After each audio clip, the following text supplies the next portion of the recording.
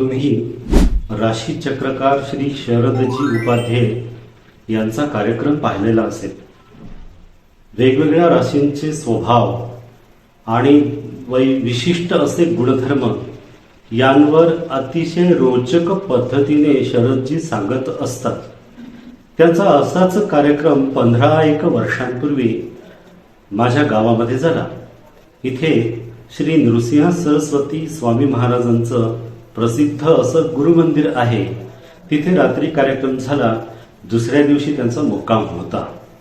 आमच्या शाळेचे मुख्याध्यापक यांनी त्यांना बोलावलं होतं। ते शाळेमध्ये आले।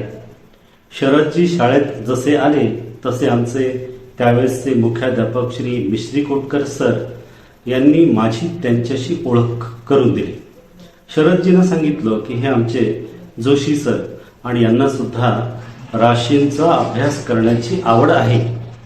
तेव्हा शरदजींनी मला एक प्रश्न विचारला। आता सध्या जर हा व्हिडिओ शरदजींपर्यंत पोहोचला किंवा त्यांना कोणीही दाखवला तर त्यांना ही घटना नक्की आठवेल। मग त्यांनी मला एक प्रश्न विचारला। त्याचं मी अचूक उत्तर दिल्यानंतर शरदजी मला म्हणाले की तुमचा अभ्यास योग्य दिशेने आहे। तुम्ही राशींचा असाच खोलवर अभ्यास करा आणि माझ्यासारखे तुम्ही राशींचे कार्यक्रम सुद्धा मनोरंजक असे तुम्ही करायला सुरुवात करा।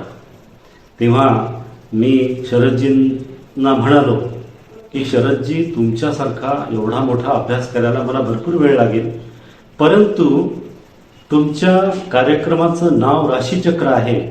मी जर असा कार्यक्रम सुरू केला तर मी त्याचं नाव तुमच्या राशीचक्रावरून माझं जोशी चक्र सुरू करू का?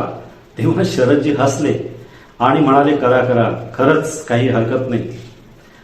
यातला गमतीशीर भाग कायम लक्षात राहण्यासारखा, परंतु शरदजींचा मनमोकळा स्वभाव मात्र माझ्या कायम लक्षात राहिला आणि समोरच्या व्यक्तीच्या अभ्यासाबद्दल त्याला प्रोत्साहन देण्याचा त्यांचा खूप मोठा गुण मला त्या दिवशी पाहायला मिळाला।